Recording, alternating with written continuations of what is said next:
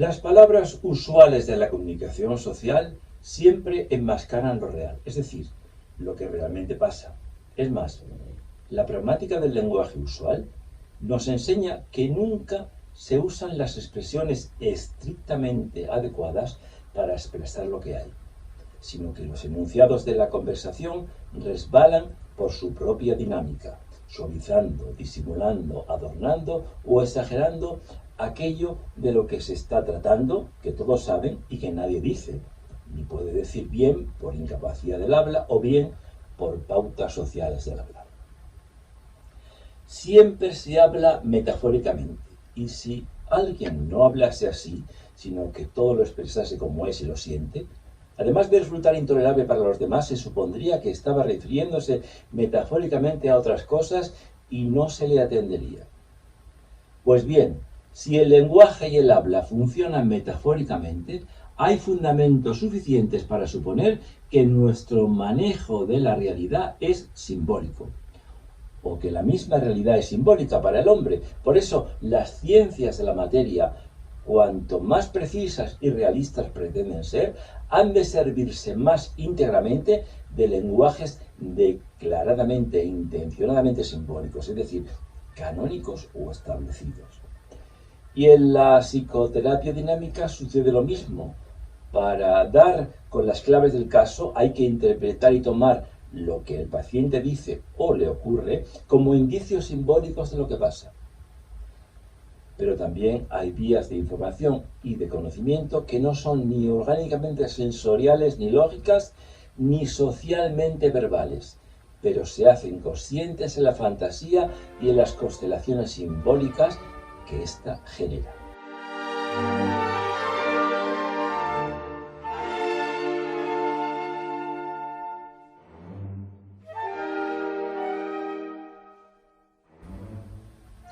El símbolo no es una ficción, sino una condensación semántica de aquello que, siendo tan real, no cabe ya en los estrechos límites de un concepto abstracto.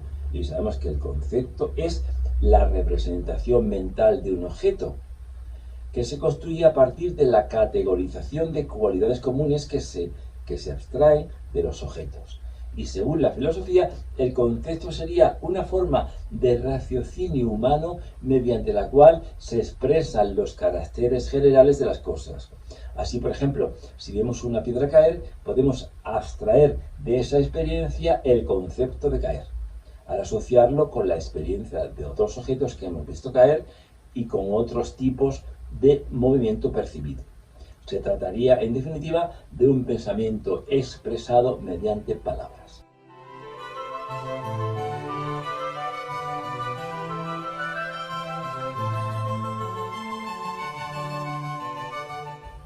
En las lenguas se podría esperar mucha más afinidad homogeneizadora, ya que las lenguas presentan variedades estructurales, sémicas, gramaticales y hasta fonéticas difícilmente explicables por lógica entre etnias y religiones muy próximas y de origen histórico-cultural común.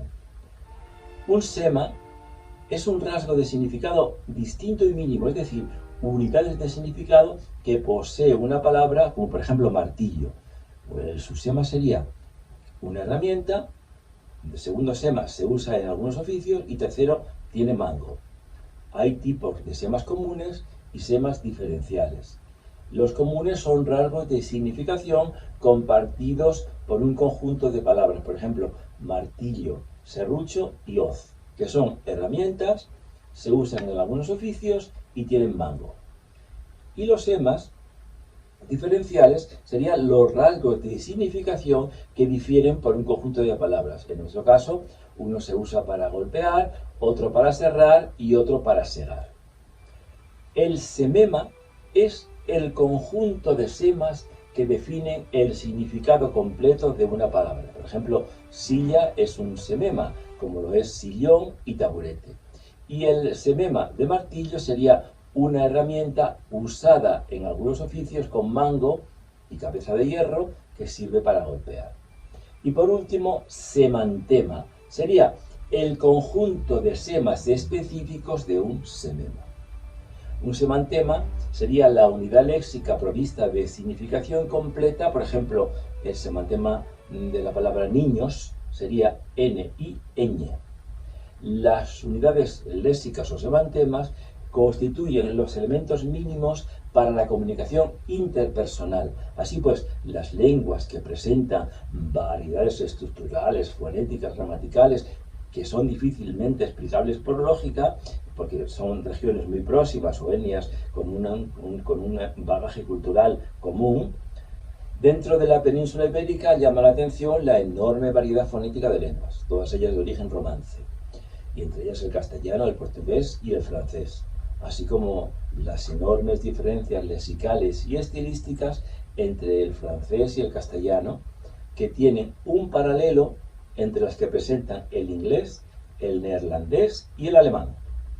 Sin embargo, en algo tan complejo como son los mitos, sí hay coincidencias y analogías totales entre sistemas religiosos y religiones muy remotas, mientras que en algo tan usual y social como es el lenguaje, se han producido diferencias radicales entre pueblos hermanos y próximos. Y nos preguntamos, ¿no habrá una intrahistoria inconsciente? Una intrahistoria que no tiene fronteras ni estables ni culturales, que nutre toda la vida mental y afectiva de la especie. Si esto fuera así, y parece ser que es así, sería lo que Carl Jung habría descubierto, como Sigmund Freud descubrió los fantasmas, o Melanie Klein descubrió los objetos internos, y que Carl Jung habría llamado inconsciente colectivo. Pero esto no justificaría con este nombre esa cualidad que Jung encuentra en él para orientar cosmovisionalmente al individuo en el proceso de individuación por asimilación de arquetipos. Y en cambio, sí explicaría perfectamente esa función orientativa que se hace cultural y popularmente concreta y expresiva en las religiones si radicase en el depósito de experiencias colectivas y de intuiciones directas de la realidad de la praxis que toda especie va acumulando. La praxis, como sabemos, es la propiedad que obliga a la especie humana a construir continuamente su mundo, ya que nada le viene dado, y a de renovarse y superarse constantemente y reinstaurarse en otros niveles. Y el depósito de experiencias colectivas y de intuiciones directas de la realidad de la praxis, es decir, de la historia personal, que se encuentran en el inconsciente radical, que es el primer estadio de lo inconsciente, y que toda especie va acumulando en su historia preconsciente. No habría, pues, necesidad de recurrir a otras explicaciones pseudobiológicas como hace Jung, influido por su época. La distancia geográfica y cronológica entre los pueblos creadores de los mismos mitos ya no sería obstáculo, pues la vida inconsciente transcurre fuera del tiempo y del espacio. Como suele decirse entre los psicoanalistas, el inconsciente no tiene edad.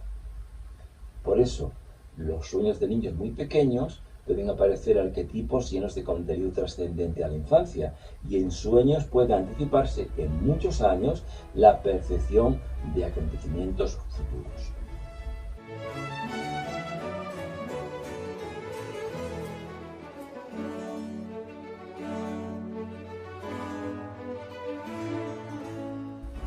El inconsciente es un canal de información extratemporal más lúcido muchas veces que la razón y los órganos sensoriales.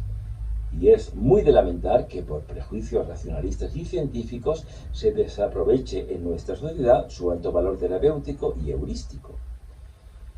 Sin embargo, la tipificación de Carl Gustav Jung de sus arquetipos resulta válida, y entre los distintos arquetipos podemos mencionar sombra, tiniebla, caverna, mar, padre ogro, padre fálico, anciano sabio, tesoro escondido, animus y ánima, escalera hacia el cielo, puente, frontera, laberinto, pasadizo angosto, serpiente, mandala, etc. Con el catálogo de arquetipos disponemos del sistema de símbolos que maneja la vida inconsciente más profunda y vienen a constituir la cortina impermeable de símbolos que aísla al paciente psicótico esquizofrénico y cuya comprensión es indispensable para entrar en la comunicación terapéutica con él. Y otros que Jung considera arquetipos, pero el profesor Luis Cencillo los considera euniremas, como son la casa vacía, la ciudad arcaica, el laberinto, pasadizo angosto, pozo abismo en caída, sótano oscuro, vuelo mágico, niño perdido, que son significados que los sueños frecuentan.